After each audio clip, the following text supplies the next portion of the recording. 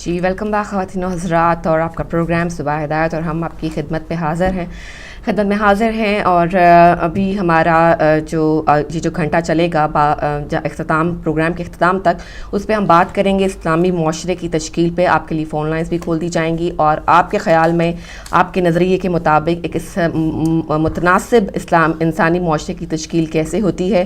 اور اللہ تعالیٰ نے دنیا کو تشکیل دیا تو انسانوں کو زمین پر بھیجا، تو اس میں کیا راز تھا، اس میں کیا امر جو تھا وہ پوشیدہ تھا. اس پہ ہم بات کریں گے آج، اور ساتھ دیکھیں گے اس کو ہم لنک کریں گے آج جو اس موجودہ دنیا کے اس وقت جو حالات ہیں ان کے ساتھ بھی، اور اس حساب سے بھی بات کریں گے کہ ہمارا جو ایک انسانیت ہے وہ کس مقام پر پہنچی ہے اس حوالے سے. تو آپ کی فون کالز کا بھی ہم انتظار کریں گے ساتھ. اور جی علی بھائی، ہماری آج ٹاپک کے بارے میں آپ کا کیا خیال ہے؟ بالکل، جیسے کہ ہماری ساری ابھی ناظرین نے گفتگو سنی جی، اور ہمارے جو معزز مہمان تھے فون پہ ان سے بھی ساری گفتگو سنی، تو ان تمام چیزوں کو اگر آپ لنک کریں کہ اگر یہ جو اتنا ایگریشن ہے اور جو لوگوں کو زندہ جو ہے درگور کیا جا رہا ہے، اگر اس کو پلٹ لیں اور دنیا میں ایک امن قائم ہوتا اور جو صحیح معاشرے کا تصور تھا انسانی، تو مطلب اگر کہیں پر اسلام آتا تو لوگ سمجھتے ہیں شاید مذہبی بات ہو رہی ہے. اسلامی جو معاشرے کی تشکیل ہے وہ انسانی معاشرے کی کا ہی ایک نام ہے کہ اگر اسلامی معاشرے کے آپ پورا عمل کریں گے ان کے تمام پیرامیٹرز پہ، تو وہ ایک بہترین انسانی معاشرے کی تشکیل ہی کا بنیاد جو ہے، اس کی بنیاد وہی ہے. تو اب اس کو لوگ سمجھتے ہیں کہ یہ اسلامک ہے، کوئی ڈیفرنٹ چیز ہے.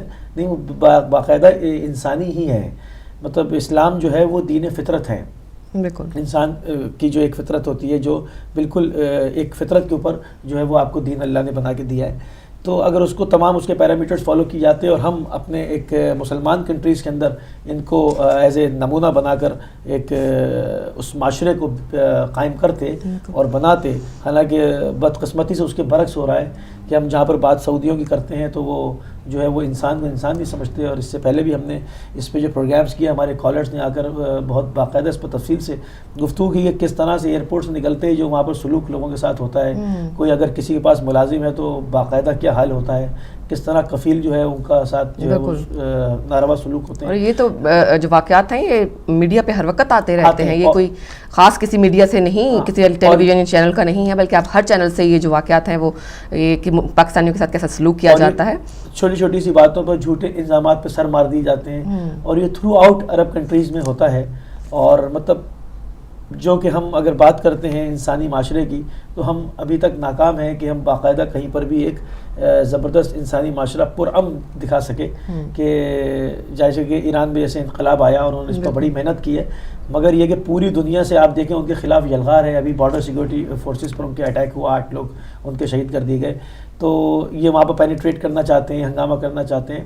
تو یہ ہمارا المیہ رہا ہے کہ ہم نے جو ہے برادر کشی زیادہ کی، اپنے لوگ زیادہ مارے ہیں، اپنے لوگوں کو کافر زیادہ کیا ہے، مسلمان کم کیا ہے. جو کہ کیونکہ ایک سچا دین تھا، لوگ اس کے پیروکار بن گئے، لوگ مسلمان ہو گئے، اسلام لے آئے، ایمان لے آئے. مگر ہم نے اس میں کیا کیا ہے، ہم نے اپنا حصہ کیا ڈالا ہے بحیثیت اسلام مسلمان. ہم نے لوگوں کو، مسلمانوں کو مزید پورے گروہوں کو کافر کیا ہے، ان کو بے دریغ قتل عام کیا ہے. نہ کہ ہم اس کو اپنے کیاں قائم کرتے، ایک لاجواب انسانی معاشرے کی تشکیل کرتے اور مثال بنتے پوری دنیا کے لیے. جو نان بلیورز ہیں تو وہ اسلام میں جو داخل ہوتے، ہم نے اپنا چہرہ داعش دکھایا، ہم نے اپنا چہرہ القاعدہ دکھایا، ہم نے اپنا چہرہ یہ دکھایا بھیانک. تو کون ہے وہ جو کہ ان چیزوں کو پسند کرے گا ایک سویلائزڈ ہو کر؟ تو یہ تمام چیزیں ہیں کہ بنیادی طور پہ جو کہ ایک انسان کو تمام فیسلٹیز حاصل ہونا چاہیے تھی، وہ ہمارے ملکوں میں نہیں ہے. پہلے کالر کو شامل کریں گے. السلام علیکم. ہلو، السلام علیکم. وعلیکم السلام. بہن کو جی احمد صاحب بھائی کو سلام پیش کرتا ہوں. احمد صاحب بہت اچھا آج آپ نے ٹاپک رکھا، ہمیشہ ہی اچھے ٹاپک ہوتے ہیں. اسی وجہ سے میں کہتا ہوں کہ ہدایت ٹی وی زندہ باد، کہ ہمیشہ اچھی چیزیں لے کے آتے ہیں. اور حلالی صاحب کا جو انٹرویو تھا، ایک آدمی جس نے دریا کے اوپر کنارے کے اوپر کھڑا ہو تو وہ اندازہ لگا سکتا ہے کہ کتنا گہرا دریا کا پانی ہے. جس نے چھلانگ ماری اسے پتا ہوتا ہے کہ کتنا گہرا ہے. یہ ایسے لوگ ہیں جن کو آپ لے کے آئے ہیں کہ پریکٹیکلی یہ وہاں پہ جا چکے ہیں اور رہے ہیں وہاں پہ، انہیں توفیق ملی یہ خدمت کرنے کی. اور جب بھی آتے ہیں وہ کھری اور سچی باتیں کرتے ہیں. میں ان کو کئی دفعہ سن چکا ہوں اور بہت اچھا انہوں نے تجزیہ جو پیش کیا. اور یہ ہمارے مسلمان جو بادشاہ ہیں، سربراہ ہیں، عقل کے اندھے ہیں. یہ سمجھتے ہیں وہ صدام مر گیا تو مجھے کچھ نہیں ہونا، ضیاء مر گیا تو مجھے کچھ نہیں ہونا، فلاں مر گیا، فیصل کو مار دیا تو کچھ نہیں ہونا. یہ سب ایسے ایک ایک کر کے، جیسے جنگل کا جو چیتے، بگیار یا ایسے جو جانور ہوتے ہیں جو جس سے ڈر لگتا ہے، وہ سب ایسے ادھر ادھر بھاگتے ہیں تو سمجھتے مجھے کوئی نہیں پکڑے گا. یہ اپنے آپ کو ایسے ہی سمجھتے ہیں. ہمارے بادشاہان، سربراہان جتنے بھی مسلمانوں کے بنے ہیں یا آئندہ بنے ہوئے ہیں یا بنیں گے، تو ایک ایک کر کے ان کو سب کو وہ نگل رہے ہیں اور پتہ بھی ہے کون کر رہا ہے، لیکن ان کی جو نا وہ تدبیر بدل لیتے ہیں، وہ کیسے کرنا ہے، اس کو کیسے پکڑنا ہے، اس کو کیسے پکڑنا ہے. اور یہ چند سال یا چند جتنا عرصہ کچھ پیسے دے کر، کچھ تیل دے کر اپنے جو طوالت اس کو یہ طویل کر لیتے ہیں اپنے اس عرصہ کو. جب یہ سربراہ ہوتے ہیں ان کے منہ میں پیسے ڈال کر، تیل دے کر ان کو، تو ایسے یہ اور ناانصافیاں اپنے بندوں سے کرتے ہیں جو اپنی رعایا ہوتی ہے. تو جو ظلم ہے اس کی آواز تو خدا تعالیٰ کے عرش تک جاتی ہے، تو وہ اس کا نتیجہ پھر یہ دیکھ لیتے ہیں، پھر ایک دن انجام آ جاتا ہے. یہ جو علاقے جن کا آپ ذکر کرتے ہیں، خطیف یا رحیمہ سائڈ ہے، راستہ نورہ ہے، دمام ہے، اور کیونکہ میں ان علاقوں میں رہا ہوں، اور یہ بالکل ساتھ ساتھ عراق کا بارڈر لگتا ہے. تو یہ پورا جو انہوں نے یہ بالکل ناانصافی ہے، جہاں پہ نہ یونیورسٹیاں ہیں نہ کالج ہیں. تو یہ انہوں نے یہ دنیاوی رکھی ہوئی ہیں چیزیں کہ ہم فائدہ، اور وہ جو ان کے خاندان اس وقت جب میں تھا 80 سے 85 تک، اس وقت تقریباً 5000 شہزادے تھے ان کے. اب تو میرے خیال شہزادے بھی کتنے ہو گئے ہوں گے، کیونکہ پہلے جتنے بچے تھے ابھی اور زیادہ ہوں گے. تو یہ آپس میں بانٹ لیتے ہیں یہ سارا کچھ. تو اب دیکھو کیا کرتا ہے، لیکن جو انصاف ہے معاشرہ، اس کو تو قرآن کریم اور احادیث نبوی صلی اللہ علیہ وسلم کے حوالہ سے اس کے اوپر اگر بناتے تو کاش یہ جو ہم محتاج ہیں ان ملکوں کے بنایا ہوا انہوں نے، اور یہ ملک جو ہے وہاں سے محتاجی ان کے اوپر ہوتی، جو کہ یہ اسلام کی عملی زندگی جو ہے ان ملکوں میں پائی جاتی ہے. آپ دیکھیں کوئی بیمار ہے، مریض ہے، ایمبولینس ہے یا ہاسپٹل ہے سسٹم ہے یا تعلیم کا سسٹم ہے، یہ تو ہمارے ملکوں میں ہونا چاہیے تھا. جو وراثت میں اسلام سے ہمیں جو چیزیں رسول اکرم صلی اللہ علیہ وسلم سے ملی یا آقا دو جہاں کے خاندان سے ہمیں ملی، اور یہ ان لوگوں نے چھین لی، چرا لی، اور یہ عمل کر رہے ہیں اور ہمارے مسلمان دھکے کھا رہے ہیں. بس یہی کہوں گا بھائی. بہت شکریہ، بہت شکریہ جی، بہت شکریہ آپ کا. وہی والی بات جی کہ ہمیں ایک مثال بننا چاہیے تھا کہ ہمارے ملکوں کو، کہ یہ ہوتا کہ بھئی یہ اسلامک اسٹیٹس ہیں، دیکھیں کیا پرامن ہیں، کتنا انصاف ہے، ان کی عدالتوں میں کتنا انصاف ہے. کیونکہ اس وقت آپ پاکستان جائیں، عرب کنٹریز میں بھی آپ پاکستان جائیں، کیونکہ وہاں کے چونکہ ہم لوگ ہیں تو اس کو بہت اچھی طرح اور دے سکتے ہیں. عدالت میں آپ جائیں، وہاں جج خرید لیں، آپ دیکھیں نا اپنا معاشرہ دیکھیں، اور وہ سب کچھ کر رہے ہیں جو اپوزٹ ہے دین کے اور ایک انسانی فطرت کے، کہ بالکل اس کی اگینسٹ کام ہو رہا ہے. اور کہاں ہمارے ملکوں میں. پھر ہم آتے ہیں جو کہ دوسرے مذاہب کے ملک ہیں، وہاں امیگریشن لیتے ہیں، وہاں پر انصاف ملتا ہے، وہاں پر جو ہے آپ کو عدل ملتا ہے، وہاں پر آپ کا جو ہے نا آپ کی جان مال عزت آبرو محفوظ ہوتی ہے. تو کتنا سوچ کے انسان کو دکھ ہوتا ہے کہ آپ ایک سچے مذہب کے پیروکار ہیں، اور مطلب جو آپ کو پورا دیا گیا تھا آپ نے اپنے ہاتھوں سے اس کو اوندھا دیا. کہیں پر بھی ایک اور کالر کو شامل کیجیے. ہیلو، السلام علیکم. وعلیکم السلام بہن. نقوی صاحب. علی بھائی آپ کو بھی السلام. جی وعلیکم السلام.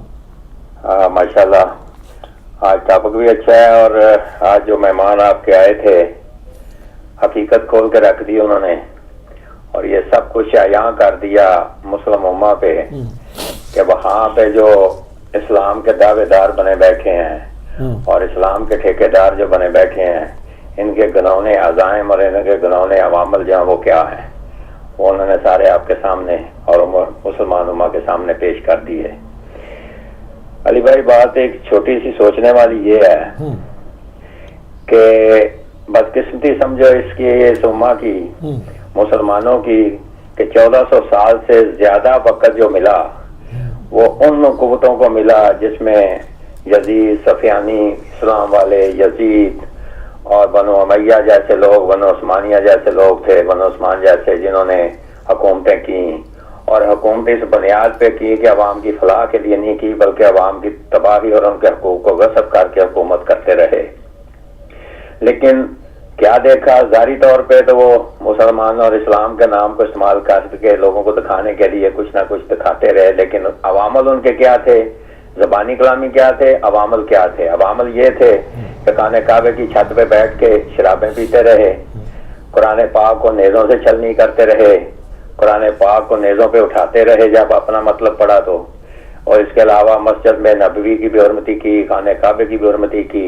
ظاہری طور پہ تو وہ اسلام میں تھے، مسلمان تھے، مسلمانوں کے خلیفہ بھی کلاتے رہے اور مسلمانوں کے وہ جو حکومتی کارگر بھی کراتے رہے. لیکن عملی طور پہ ان کے عمل کیا تھے، یہ قوم آج 1400 سال سے دیکھتی آ رہی ہے، اور آج یہاں ہے کہ قوم اگر مطالعہ کرنا چاہے تو تاریخ میں مطالعہ کر سکتی ہے کہ ایسے مسلمانوں نے اسلام کو کیا ترقی دی اور اسلام کو کس طرح برباد کیا. انہوں نے کیسے یونیورسٹیاں جو تھیں، کیسے لائبریریاں جو تھی اسلامی کتب کی وہ جلائیں اور ان کو دریاؤں میں پھینکا اور ان کو تباہ کیا، وہ خزانہ سارا علمی. تو یہ جو اسلام کا نام لے کے علمی خزانے تباہ کرنے والے، اسلامی شاعر کو تباہ کرنے والے، اسلام کے نام پہ اسلام کو لوٹنے والے، یہ وہ لوگ ہیں جو ابھی تک حکومتوں میں اور ابھی تک اپنے عزائم میں کامیابی کے لیے کوشاں ہیں. اب ہم نے دیکھنا یہ ہے کہ ایسے اسلام والے لوگ، ایسے یزیدی نسل کے لوگ جنہوں نے اسلام کو تباہ کیا، آج ہم یہ دیکھیں کہ کیا ہم آج بھی ان کے پیچھے ہیں یا ہم ان سے جان چھڑانا چاہتے ہیں، یا جان چھڑا چکے ہیں، یا جان چھڑائی نہیں ہے ابھی تک. اب دیکھنا ہم نے یہ ہے. اب دیکھیں اس بات پہ کہ یمن پہ حملہ ہوا، یمن کے ساتھ جارحیت ہوئی. پاکستان میں ہم دیکھتے ہیں کہ ہم ہمیشہ کہتے ہیں، ہمارے پاکستان کا موقع یہ ہے کہ ہم ہمیشہ جارحیت کے خلاف ہیں، ہم جارحیت پسند نہیں کرتے. انڈیا نے اگر کشمیر میں جارحیت کی ہے تو ہم اس کے خلاف ہیں. اسرائیل نے فلسطین میں جارحیت کی تو ہم اس کے خلاف مرے جا رہے ہیں اور کر رہے ہیں اس کے خلاف ہر قسم کی آواز بلند. تو کیا یمن جو ہے اس کے خلاف جارحیت نہیں ہو رہی؟ کیا اس کو جارحیت نہیں کہہ سکتے آپ؟ تو آج جب یمن مسلمان ملک کے خلاف اگر جارحیت ہوتی ہے تو آج ہماری زبانیں کیوں بند ہیں؟ آج ہم کیوں نہیں بولتے؟ آج ہم کیوں سعودی عرب کو بچانے کی کوشش کر رہے ہیں؟ صرف اس لیے کہ وہاں جواری ہیں، وہاں پہ شرابی بیٹھے ہوئے ہیں اور وہ سعودی عرب کو بچانے کی کوشش کر رہے ہیں ان کی شراب اور ان کے جوئے کو بچانے کے لیے. کیا وہاں پہ کوئی اسلام نام کی چیز ہے؟ کیا وہاں انسانی حقوق مل رہے ہیں ان لوگوں کو؟ اگر یمن کے لوگ اسلامی اپنے انسانی حقوق کے لیے اٹھ کھڑے ہوئے ہیں تو یہاں بھی یہ ڈر ہے انہیں کہ انہوں نے بھی وہاں پہ، ابھی آپ نے علاقے بتایا کہ وہاں پہ انسانی حقوق نہیں ملے انہیں، تو انہیں بھی ڈر ہے کہ ہم نے اپنی جو کالے کرتوت کیے ان علاقوں میں ان لوگوں کو بھوکا مارا ہے، ان لوگوں کو روٹی کھانا نہیں دیا، تو وہ بھی آج یمن کی طرح اٹھ کھڑے ہوں گے اور ہم سے حقوق مانگیں گے. اور جب وہ حقوق مانگیں گے تو ان کو حقوق دینے کے لیے ان کو ان کی دولت جو بینکوں میں جمع ہے امریکہ کے وہ نکالنی پڑے گی، ان کو دینی پڑے گی، اور ان کی اپنی عیاشیاں جو وہ کم ہوں گی. ان کم عیاشیوں کو کم ہونے کے ڈر سے انہوں نے یمن کو دبانے کی کوشش کی کہ وہاں انسانی حقوق نہ مل سکے. اگر وہ لے گئے تو پھر اس کا مطلب ہے کہ ہمیں بھی دینے پڑیں گے جو ہم دبا کے بیٹھے ہوئے اور انسانوں کو مار رہے ہیں وہاں پہ ان کو حقوق نہیں دے رہے. یہ پہلی ان کی سب سے بڑی سوچ یہ ہے جو ان کو کھائے جا رہی ہے اندر سے. ہم آگے دوسری بات، تو دوسری طرف اگر آپ جاتے ہیں تو دیکھتے ہیں کہ عراق میں انہوں نے جو کچھ کیا وہاں پہ کیا ہوا. آج تک جہاں بھی بھوٹوں والے گئے ہیں، کیا رشیا پائے افغانستان میں گیا تھا ٹینک لے کے کامیاب ہوا؟ کیا امریکہ افغانستان میں گیا کامیاب ہوا؟ کیا امریکہ عراق میں گیا کامیاب ہوا؟ کیا امریکہ لیبیا میں گیا تو کہ اس کو کامیابی ملی؟ وہاں بھی وہ ان کی آپس میں لڑائی ہو گئی. اب جہاں بھی بوٹوں والے جاتے ہیں وہاں بوٹ کامیاب نہیں ہوتے، وہاں پہ ہمیشہ بیٹھ کے بات کرنے سے کامیابی ہوتی ہے. تو کیا یہ امریکہ سے زیادہ طاقتور ہے سعودی عربیہ جو یمن میں بوٹ لے کے جائے گا تو کامیاب ہو جائے گا؟ یہ تو ان کی مرہون منت ہے جن کے اپنی ناکامیاں سب کے سامنے ہیں. تو جو خود ان کے گرو ناکام ہو چکے ہیں یہ کامیابی وہاں کیسے حاصل کر سکے گا؟ یہ اس کو کامیابی نہیں ملے گی، یہ اس کے لیے اپنی موت کا ایک پروانہ بن رہا ہے. جو اس کے لیے لکھا جا رہا ہے، جو آخر میں اخیر اس کے اپنے گھر میں اب آگ لگنی شروع ہو گئی ہے. اب یہ بتائیں، میں آپ سے سوال کرتا ہوں کہ پاکستان جو یہ کہتا ہے کہ ہم سعودیہ کے لیے جان دے دیں گے، اب یمن کے مسلمانوں کو وہ مسلمان نہیں سمجھتا پاکستان، اور سعودیہ کو جان بچانے کے لیے، عزت بچانے کے لیے اپنے فوجی بھیجنے کی کوشش کر رہا ہے. اگر سعودی عرب میں سعودی عوام اپنے حق مانگنے کے لیے اٹھ کھڑے ہوں گے تو کیا پاکستان وہاں سعودی عوام کو بھی مارے گا جا کے اپنی فوجوں کے ذریعے؟ اپنی فوجوں کے ذریعے پاکستان سعودی عوام مسلمان مانوں کو مارنے میں شامل ہوگا؟ یہ سوچنے کی بات ہے، کیونکہ جس نے بھی اپنے حقوق انسانی مانگنے ہیں، جس عوام کو دبایا گیا وہ انسانی حقوق مانگتی ہے، اور اگر انسانی حقوق مانگنے کے باوجود اگر اپنی فوج بھیج کر ان کو دبانے کی کوشش کی جائے گی تو اس کا مطلب ہے پاکستان میں بھی حقوق نہیں مل رہے، پاکستان میں بھی گیس نہیں مل رہی، پاکستان میں بھی نوکریاں نہیں ہے، پاکستان میں بھی بجلی نہیں ہے، پاکستان میں بھی غریبوں اپنے بچے بھیج رہے ہیں. تو کیا پاکستان میں جب انسانی حقوق اٹھ کھڑے ہوں گے تو کیا پاکستان پھر اپنے عوام کو بھی گولیوں سے مارے گا؟ یہ انسانی حقوق ہیں جو مانگنے پڑتے ہیں، اور انسان تنگ آ کے مانگتا ہے ان کو دینے پڑتے ہیں. تو جب دے دو گے تو کہیں کچھ نہیں ہوگا، اور جب چھین لو گے تو ہر طرف سے آگ لگے گی، اور یہ آگ ہمیشہ اب ہر چیز کو تباہ کر دے گی. انسان مریں گے، یہ ماریں گے، آخر میں ان کا حشر بھی وہ صدام جیسا ہی ہوگا، ان کا حشر بھی قذافی جیسا ہی ہوگا، اس کا حشر بھی حسنی مبارک جیسا ہی ہوگا. تھینک یو جی، مہربانی، شکریہ. Thank you. بہت شکریہ جی. اگلی کال لیتے ہیں. ہیلو، السلام علیکم. وعلیکم السلام ورحمۃ اللہ وبرکاتہ. ڈاکٹر امتیاز ترابی. میں جی ڈاکٹر امتیاز ترابی جناب کیسی طبیعت ہے؟ الحمدللہ، مولا کو سلامت رکھے. بہت ہی خوبصورت ٹاپک ہے اس وقت کا. پہلے تو جو ہوا بہت اچھا ہوا، لیکن آج اس پہ تھوڑا سا وقت لوں گا. اور ماشاءاللہ میرے بیٹوں کی طرح ہیں، میں کچھ آپ سے سیکھوں گا بھی. اور یقین کیجیے کہ آپ کا پروگرام جو ہے الحمدللہ مجھے یقین ہے کہ علماء حضرات بھی سنتے ہیں تو شاید مجھے کچھ سیکھنے کا موقع ملے. اسلامی معاشرے کی تشکیل بہت خوبصورت ٹاپک ہے. اسلامی معاشرے کی تشکیل، اس کا ایک ہسٹوریکل پرسپیکٹو بیان کر دوں اپنی ناقص علم کے مطابق کہ اس کی تشکیل ہوئی جناب رسالت مآب صلی اللہ علیہ وآلہ وسلم کی حیات طیبہ میں. درست؟ اس کے بعد کیا ہوتا ہے کہ بعد از وصال جناب سرکار ختمی مرتبت یہی اسلامی معاشرہ کس تنزلی کی طرف چل پڑتا ہے. صحیح. جسٹ فیو آورز لیٹر کہ ختمی مرتبت کائنات سے تشریف لے جاتے ہیں، اور معاشرہ جو ہے وہ کس طرف چل نکلتا ہے کہ جنگ و جدال، لوٹ مار اور اقربا پروری، یعنی جنگ و جدال شروع ہوتی ہے سرکار امیر کائنات کے زمانے سے، اور اقربا پروری، اور اس کے بعد لوٹ مار اور خزانے کا پیٹ، دریغ یہ بس سرکار کے بعد ہی شروع ہو جاتا ہے. تو اسلامی معاشرے کی ابتدا تو یہ ہے. اس کے بعد میں نے آپ سے یہ عرض کرنا ہے کہ اسلامی معاشرہ جو ہے اس میں ذمیوں کے حقوق لکھتے جائیے گا ذرا کہ ذمیوں کے حقوق کچھ بیان کیے گئے تھے، کوئی تعلیم کیے گئے تھے کہ جو تمہارے پہ ذمی ہیں، جو غیر مسلم ہیں، ان کے تم پہ کچھ حقوق ہیں، ان کا خیال کیا گیا بعد از رسالت مآب صلی اللہ علیہ وآلہ وسلم. اس کے بعد جو ایک نیوکلس تھا اسلامی معاشرے کی تعلیمات کا وہ تھا ٹالرنس. کیا ٹالرنس تب تھی؟ آج ٹالرنس ہے اسلامی معاشرے میں؟ یہ بھی ایک بڑا سوال ہے. بالکل. اس کے بعد میرا سوال یہ ہے کہ اسلامی معاشرے میں ٹالرنس کہاں دکھائی دے رہی ہے؟ اس کے بعد میں آپ سے ایک بہت چھپتا ہوا سوال کروں گا سب دیکھنے والوں کے لیے کہ جتنی آزادی اپنے فریڈم آف ایکسپریشن کی آپ کو عیسائی دنیا میں حاصل ہے، کیا اسلامی معاشرے میں ہے؟ What to mention other Islamic country, میں پاکستان کی بات کرتا ہوں، کیا آپ کو پاکستان میں فریڈم آف ایکسپریشن ہے کہ آپ ٹی وی پہ آ کے حقائق بیان کر سکیں اس طرح سے جس طرح کہ اس ملک میں ہم بیان کر رہے ہیں، یہ سن رہے ہوتے ہیں؟ ٹھیک ہے، یہ تو فریڈم آف ایکسپریشن کی بات ہو گئی، اور یہ میں بات کر رہا ہوں اسلامی معاشرے کی. اس کے بعد میں آپ سے یہ عرض کرتا ہوں کہ کیا مسلم ممالک میں، مسلم معاشرے میں، اسلامی معاشرے میں آزاداری کی اتنی ہی آزادی حاصل ہے جتنی کہ یہاں عیسائی ممالک میں ہے؟ آگے چلیے. کیا جلسے جلوس کی اتنی آزادی ہمیں اسلامی ممالک میں ہے؟ پاکستان میں تو ہے، لیکن اس کے لیے ہمیں قتل بھی ہونا پڑتا ہے، اس کے لیے بموں دھماکوں کے لیے تیار بھی رہنا پڑتا۔ اب آگے آئیے، آگے آ جاتی ہے بات کہ آپ یو اے ای کو کیا اسلامی معاشرہ کہیں گے؟ ایجپٹ کو کہیں گے؟ جارڈن کو کہیں گے؟ کس ملک کا نام آپ پیش کریں گے جہاں پہ اسلامی معاشرہ کہلانے کے حقدار ہے؟ اب آ جاتی ہے بات آزادی روزگار کی۔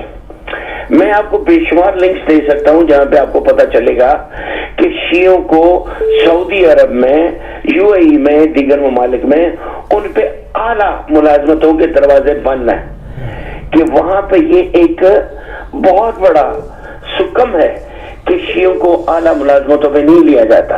جس بندے کے ساتھ علی، حسن، حسین، رضا ہے، اس میں بہت سے کوشچنز لگ جاتے ہیں، یہ کیا اسلامی معاشرہ ہے؟ آگے چلیے، میں آپ سے یہ پوچھتا ہوں کہ سعودیہ میں ڈیفنس، فائنانس، ایجوکیشن میں شیعوں کی ملازمت کا تناسب کیا ہے؟ جو سب سے بڑا کسٹوڈین ہے اسلام کا اور اسلامی معاشرے کا۔ اب آتی ہے بات کہ جناب والا کہ اسلام جو ہے اور اسلامی معاشرہ ماشاءاللہ آن پیپر بہت اچھا لگتا ہے، پریکٹیکلی کیسا ہے؟ آن پیپر تو بہت اچھا ہے، پریکٹیکلی کیسا ہے؟ اس کے بعد کس اسلامی ملک کا نام آپ دیں گے کہ وہاں پہ فلاحی مملکت ہے جہاں پہ بیواؤں کو، یتیموں کو اور بے روزگاروں کو اور اپاہجوں کو اور جتنے بھی ڈسیبلز ہیں ان کو وہ فیسلٹیز حاصل ہیں جو کہ ایک عیسائی ملک میں ہے؟ کیا یہ سارے کا سارا مینیفیسٹو، کیا یہ سارے کا سارا نظام کیا اسلام سے انہوں نے ایکسٹریکٹ کیا ہے، یا اسلام جو ہے وہ بالکل آن پیپر ہی ہے، یا اگر کہیں پریکٹیکلی بینگ پریکٹسڈ جس ملک، جس خطہ زمین پہ آج یہ اسلامی معاشرہ قائم ہے، اس کا نام ضرور بتائیے سننے والوں کو۔ میں آپ کا انتظار کروں گا۔ خدا آپ کو حامی ناصر ہو۔ السلام علیکم ورحمۃ اللہ وبرکاتہ۔ جی وعلیکم السلام۔ خوبصورت پوائنٹس جو ہیں اس کو بھی ڈسکس کرتے ہیں، جی ڈسکس کرتے ہیں کالر کو شامل اور ایک کالر شامل کرتے ہیں۔ ہیلو السلام علیکم۔ ہیلو السلام علیکم۔ ہیلو وعلیکم السلام۔ جی کون صاحب کہاں سے؟ میں سر قمبر جعفری عرض کر رہا ہوں، پاکستان، بہاولپور۔ جی قمبر جعفری صاحب خوش آمدید کہتے ہیں آپ کو۔ سب سے پہلے تو میں ایام ظہور پاک آپ آزادی کے سلسلے میں آپ کو، تمام دیکھنے والوں کو، بالخصوص سرکاری کانے والے محمد کی بارگاہ اقدس میں ہدیہ تبریک پیش کرتا ہوں۔ اور دوسری بات یہ ہے کہ میں نے بڑی کوشش تو کی ہے لیکن میں ہدایت کی بھی نہیں دیکھ سکا، نیٹ پہ ہمارے پاس نہیں آ رہا تھا، میں ایک دوست کے پاس بیٹھا تھا تو میں دیکھ نہیں رہا آپ کو، لیکن یہ ہے کہ دل کی گہرائیوں سے محسوس کر رہا ہوں، مبارکباد بھی پیش کر رہا ہوں، میری مبارکباد بھی وصول کیجیے۔ اور میں پہلے بھی ایک گزارش کر چکا تھا تو اس سلسلے میں گزارش پھر کرنا چاہتا ہوں کہ میں نے جتنی کالز کی ہیں ہدایت ٹی وی پہ، میں ایک ڈسکنیکٹ ہو گیا جی، میرا خیال ہے کہ آپ کی لائن ڈسکنیکٹ ہو گئی۔ ایک اور کال کو شامل کریں جی۔ ہیلو السلام علیکم۔ ہیلو السلام علیکم جی، کون صاحب کہاں سے؟ میں سجاد بول رہا ہوں جی، کارڈف سے۔ جی فرمائیے۔ خوش آمدید کہتے ہیں پروگرام میں۔ جی فرمائیے۔ میرا چونکہ کافی ریسرچ ہے پاکستان میں جاتا ہوں تو تقریباً تمام جتنے بھی ہیں وہاں پر اسلامی مدرسے، مسجدیں، وہاں میرا بھائی جو ہے چیئرمین ہے، تقریباً 40 کے قریب مدرسے اور مسجدیں، تو میرا واسطہ پڑتا ہے تو ہر ایک کے منہ سے میں نے جو باتیں سنی ہیں، میں کلمے کی قسم کھا کے کہتا ہوں، وہ میں بیان کرتا ہوں۔ وہ یہ ہے کہ وہاں سنیوں میں بھی 10, 15, 20 وہ فرقے جو آپس میں ایک دوسرے کو کافر کہتے ہیں، شیعوں میں بھی فرقے ہیں۔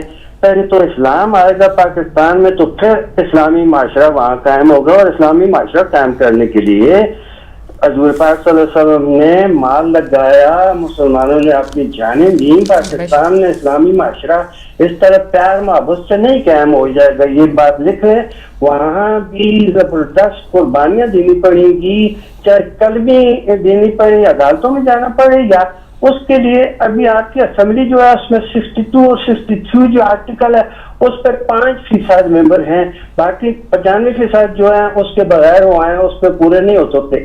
وہاں پہلے سلسلہ بسم اللہ میں ہی جو ہے وہ غیر قانونی ہے. 1973 کا آئین جو بنایا ہے انہوں نے بڑی مشکل سے تمام علماء کے اس پہ سائن ہے, اس نے 5-6 ان کی جو آرٹیکل ہے وہ اس کے خلاف ہے, اس لیے لوگ اس قانون کو بھی نہیں مانتے کہ وہاں جو ہے وہ ہی غلط ہے. تو پہلے ہم اسلام وہاں لائیں گے, پھر انشاءاللہ معاشرہ آئے گا. ہم شیعہ سنی ابھی اکٹھا کریں گے اور پھر اسلام لائیں گے. اس طرح نہ وہاں اسلام ہے اور نہ معاشرہ ٹھیک ہوگا. ٹھیک, بہت شکریہ. جی بہت شکریہ, بہت شکریہ. ایک اور کال. جی اگلی کال ہے. ہیلو السلام علیکم. جی وعلیکم السلام. جی کون بہن, کہاں سے بات کریں؟ میں نسیم رضا بول رہی ہوں لندن سے. آپ سب کو بہت بہت سلام. جی وعلیکم السلام, خوش آمدید کہتے ہیں آپ کو پروگرام میں. جی میرا نام نسیم رضا ہے, میں لندن میں رہتی ہوں. جی جی جی فرمائیے. جی وہی آپ کا جو ٹاپک ہے کہ کیا اسلامی معاشرے کی تفصیل. جی جی تو جی ہاں, یہی ہو رہا ہے کہ اصل میں اسلام جو ہے وہ ایک ہی ہے. رسول اللہ صلی اللہ علیہ وسلم نے تو ایک ہی اسلام بنایا, اور اسی میں اللہ تعالیٰ نے جب کہا کہ یہ اسلام, اب جیسے میں قرآن بھی ایک ہے سب کے لیے, چاہے یہودی ہو چاہے عیسائی سب ہو. خدا تعالیٰ نے کہا کہ یہ آخری مذہب ہے, اس میں سب کو آنا ہے, سب اس کے نیچے کھڑے ہو جائے, سب اس کے ساتھ آ جائے. رسول اللہ صلی اللہ علیہ وسلم نے یہ اسلام لائے ہیں اس میں کوئی فرق ہی نہیں ہونا چاہیے. سب سے پہلی بات تو یہ کہ اسلام ایک ہے, اور ایک اسلام جو ہے اس کو اللہ کے بعد رسول اور رسول کی اصحابہ اور رسول کی اہل بیت, ان کو ہمیں ماننا چاہیے. اور جو رسول اللہ صلی اللہ علیہ وسلم فرما گئے ہیں اپنے آخری میں کہ کیونکہ رسول اللہ صلی اللہ علیہ وسلم کے بعد اصحابہ تو کوئی نہیں رہے تھے, ان کے رہیں گے انہیں پتا تھا, لیکن میری امت چلے گی. تو انہوں نے یہی نصیحت کر کے گئے کہ میرے بعد یہ قرآن شریف جو اللہ کی کتاب ہے جو میں چھوڑے جا رہا ہوں, جو نصیحت ہے سب کے لیے, اس میں ہر چیز ہے. قرآن شریف میں ایوری تھنگ ہے, پوری لائف سے لے کے ہر چیز اس میں ہے. اس کو پڑھنا, اس پہ سمجھنا, اس کو عمل کرنا. اور اگر میری سنت چاہو تو میری اہل بیت کو دیکھنا, میری اہل بیت پہ چلنا. تو ساری دنیا کے مسلمانوں کو یہی کرنا چاہیے تھا, اسی بھی چلنا چاہیے تھا. اگر ساری دنیا کے مسلمان یہ سنتے رسول کی بات صلی اللہ علیہ وسلم کی اور اس پہ عمل کرتے تو کوئی نہ فرقہ ہوتا, نہ کوئی پرابلم ہوتی, نہ کوئی مصیبت ہوتی. لیکن لوگوں نے نافرمان ہو گئے رسول کے, انہوں نے رسول کی باتوں کو رد کر دیا, انہوں نے مانا نہیں, اور قرآن شریف کی باتوں کو بھی نہیں. اور مشکل سے میں دیکھتی ہوں کہ دنیا میں چند کچھ لوگ ہیں جو قرآن شریف کو معنی پڑھ کے سمجھتے ہیں, ورنہ تلاوت کرتے ہیں. پاکستان میں تو عام ہے, انڈیا میں تو عام ہے, صرف تلاوت کر لیتے ہیں بس, یہ کافی ہے. یا قرآن شریف کو وہ قسم کھانے کے لیے اٹھا لیں گے بس, توبہ اس کے لیے, یا سینے سے لگانے کے بس قسم کھانے کے لیے قرآن شریف ہے یا تلاوت کرنے کی. لیکن اس کے اندر لکھا کیا ہے, اس کو سمجھو کہ اللہ کہہ کیا رہا ہے تمہارے لیے, کیا بتا رہا ہے تمہارے لیے. جب تک تم یہ نہیں سمجھو گے قرآن شریف کے اندر کہ کیا کرنا ہے ہمیں, کیا نہیں کرنا ہے, کیا گناہ ہے, کیا ثواب ہے, کیا صحیح ہے ہمارے لیے, کیا نہیں ہے, جو اللہ تعالیٰ فرما رہا ہے, جب تک تم یہ نہیں سمجھو گے قرآن شریف میں جو اللہ نے فرما رہا ہے, تو اس کا مطلب تم نافرمان ہو اللہ کے. تو پھر تم غلط کام کرتے رہو گے. جو غلط کام کرتے رہو گے تمہیں کیسے پتا کہ ہم صحیح کام کر رہے ہیں, کیونکہ تم قرآن شریف تو پڑھتے ہی نہیں, سمجھتے ہی نہیں. انڈیا پاکستان میں یہی ہوتا ہے کہ اکثر میں دیکھتی ہوں کہ بڑے لوگ جو ہے, نانی نانا دادی دادا ماں باپ, وہ کبھی یہ نہیں کرتے کہ بچوں کو بچھا کے قرآن شریف کھولیں, اس کا مطلب سمجھائیں کہ دیکھو اللہ یہ کہہ رہا ہے, یہ کہہ رہا ہے. نہیں کرتے ہیں وہ لوگ بھی. تو وہی ٹریڈیشنل چلا آ رہا ہے اور جب عرصے سے. تو جب لوگ اوے ہوں گے قرآن شریف سے جو اللہ کی نصیحت کی کتاب ہے, تو اس سے اوے رہیں گے تو وہ گناہ کرتے رہیں گے اور خرابی طرف گزر رہے گا, اسلام سے ہٹے رہیں گے. اور اسی لیے قرآن شریف نہ چلنے کی وجہ سے, کیونکہ بہت سارے جو وہابی لوگ ہیں سنی, وہ ان سے میں لڑتی ہوں, یہ کہتے ہیں کہ رسول کی کیا کسی کی مت مانو, بس قرآن شریف اور اللہ. تو میں ان سے یہ کہتی ہوں کہ قرآن شریف تمہارے پاس اڑ کے آ گیا تھا, قرآن شریف تو رسول کے ذریعے آیا ہے, تمہارے پاس اسلام بھی رسول کے ذریعے آیا. جب تک تم رسول کی باتیں نہیں مانو گے, حدیثوں کو نہیں مانو گے, جب تک تم قرآن شریف میں بھی یہ لکھا ہے کہ اللہ تعالیٰ کہتا ہے کہ میرے رسول کی باتیں مانو پہلے, اگر مجھے ماننا ہے تو میرے رسول کو مانو. یہ قرآن شریف بھی کہہ رہا ہے, قرآن شریف میں یہ ساری باتیں لکھی ہیں, لیکن وہ لوگ بھی قرآن شریف نہیں پڑھتے. اگر صحیح معنوں میں پڑھیں اور سمجھیں تو کبھی غلط بات کہے ہی نہیں کوئی مسلمان. تو یہ میں سارے مسلمانوں سے کہہ رہی ہوں کہ لفظ بلفظ شروع سے لے کے سورہ بقرہ سے لے کے اور آخر سورہ ناس تک کی پڑھو اور پڑھ کے سمجھو اور اس پہ عمل کرو, تو کبھی نہ بہکے گا کوئی, اور نہ کبھی غلط راستے میں چلے گا, اور نہ کوئی کسی سے لڑائی جھگڑے کریں گے آپس میں, کیونکہ اسلام ایک ہے. اور ایک اسلام ہونے کے ہم سب بھائی بھائی ہیں, سب بہنیں ہیں, سب ایک ہیں, سب ایک ساتھ ہیں. اللہ اور اسلام نے سکھاتا ہی ہے کہ تم سب بہن بھائی ہو, آپس میں ایک ہو. اسی لیے اللہ تعالیٰ نے جو کہ ہمارا حج ہوتا ہے یا عمرہ ہوتا ہے, اس میں تم دیکھو چاہے بادشاہ بھی آ رہا ہے, چاہے کتنے بڑا آدمی آ رہا ہے, وہاں کسی کی پہچان ہوتی نہیں ہے سوائے اس کے احرام کی, بس احرام میں ہوتے ہیں سب. تو خدا تعالیٰ نے یہ اسی لیے یہ اللہ کا یہی لاجک تھا کہ حج کے اوپر یہی وہ اللہ نے یہ رکھا ہے حج عمرہ, کہ لوگوں کو یہ اس کی نصیحت ہو جائے کہ دیکھو ہم سب ایک ہیں. جب جمع ہوں حج پہ, جب جمع ہوں عرفات میں, اس میں تو سب لوگ یہ کہنے کہ نہیں ہم میں کوئی فرق نہیں ہے, نہ کوئی بڑا ہے نہ کوئی چھوٹا ہے, نہ کوئی, ہم سب ایک ہیں. تو اس کو سمجھنے کے لیے عقل چاہیے انسانوں کے پاس. جاتے ہیں حج پہ عمرہ پہ جاتے ہیں, لیکن اس کو سمجھتے نہیں یہ کس لیے کر رہے ہیں ہم, یہ کیا اللہ چاہ رہا ہے ہم سے, نہیں سمجھتے. تو یہی فرق ہے کہ مسئلہ اسلام کو سمجھو, اس کو پہچانو, اس پہ عمل کرو. تو یہ ہمیں چاہیے, یہی معاشرہ ہے ہمارا. کوئی فرقے مت بناؤ, کوئی قادیانی بن گیا, کوئی دیوی بن گیا, کوئی سنی بن گیا, کوئی شیعہ بن گیا, کوئی فرقے میں کیا ضرورت ہے فرقوں میں جانے کی. ہماری کتاب ایک ہے سب کی, ہمارا اللہ ایک ہے, ہمارا رسول ایک ہے. اور رسول کی اولاد کو تو ماننا بہت ضروری ہے, کیونکہ رسول اللہ صلی اللہ علیہ وسلم اولاد کو نہیں مانو گے تو تمہیں نماز بھی نہیں ہوگی پوری.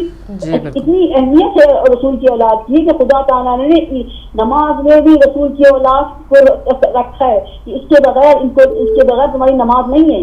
تو یہ سمجھنے کی عقل کی بات ہے سارے مسلمانوں کو, جو میں دے رہی ہوں, جو بھی سن رہے ہوں مسلمان, چاہے وہ سنی ہوں چاہے کسی سے ہو, کہ رسول کی اولاد کو ماننا بہت ضروری ہے, رسول کی اولاد پہ چلنا بہت ضروری ہے. سنت رسول انہی کے پاس ہے زیادہ, کیونکہ رسول اللہ صلی اللہ علیہ وسلم کا یہ فرمان ہے. اور اگر رسول اللہ صلی اللہ علیہ وسلم کا فرمان نہیں مانتے ہو تو اس کے مطلب کہ تم باغی ہو رسول سے, تم رسول کے نافرمان ہو, اللہ کے نافرمان ہو. اور نافرمان لوگوں پہ عذاب آتا ہے, نافرمان لوگ کبھی پنپتے نہیں ہیں, یہ میں بتا دوں. تو یہ ہر ایک کو یہ سوچنا چاہیے, اپنے کو صحیح کرنا چاہیے. اور یہی ہمارا معاشرہ ہے, اسلام کا معاشرہ یہی ہے کہ سب کو ایک ہونا ہے, ایک دوسرے کی مدد کرنا چاہیے. اور ابھی جو میں کہتی ہوں, جو عدن میں ہو رہا ہے, جو وہاں میں ہو رہا ہے, یمن میں ہو رہا ہے, سارے مسلمانوں سے میں کہتی ہوں کہ مظلوم کا ساتھ دو. صرف مظلوم جن پر ظلم کیا جا رہا ہے. اور قرآن شریف میں اللہ تعالیٰ نے یہ فرمایا ہے کہ رسول اللہ صلی اللہ علیہ وسلم کے زمانے میں جب جنگیں ہوئی, تمہارے اوپر جنگ کر رہا ہے اگر کوئی اور تم مظلوم ہو تو تم اس کا جواب دو. یہ اللہ تعالیٰ قرآن شریف میں کہہ رہا ہے, تم بھی جنگ کرو, تم جواب دو اس کا. مظلوم کو سہنا نہیں چاہیے مظلومیت, اس کا جواب دے. جب تمہارے اوپر کوئی ظلم کر رہا ہے تو اللہ تعالیٰ کا حکم ہے کہ اس کا جواب دو تم. تو یہی میں کہتی ہوں ساری دنیا کے لوگوں سے, اس کے کسی کے, لیکن لوگ جو ہے وہ نہیں سوچتے. یہ فرضی دنیا کے پیچھے جا رہے ہیں. پاکستان میں بھی یہ ہوا کہ انہوں نے فوجیں بھیج دی, کیونکہ ان کی ساری دولت ہے اس میں, سعودی میں اگر وہ نہیں بھیجتے فوجیں تو دولت تب کر دی جاتی ہے ان کی وہاں پہ. تو اس لیے وہ ڈر رہے ہیں. لیکن میں ان کو بھی یہ کہہ رہی ہوں, خدا سے ڈرو, ان سے ڈرنے کی ضرورت نہیں ہے. جو بے بہا دولت دینے والا ہے تمہیں, اگر یہ دولت سعودی لے بھی لے گا, لیکن تم خدا کے اوپر اگر رکھو تو سعودی اللہ اور تک دے گا, اس سے بھی زیادہ دے گا خدا. یہ میرا وعدہ ہے, یہ میرا اعتقاد ہے. جی بہت شکریہ آپ کا. اللہ سے ڈرو اور کسی سے مت ڈرو, مظلوموں کا ساتھ دو. اور اللہ تعالیٰ کہتا ہے کہ اگر تم نے ظالم کا ساتھ دیا تو حشر میں تمہارا بھی اسی کے ساتھ ہی انجام ہوگا.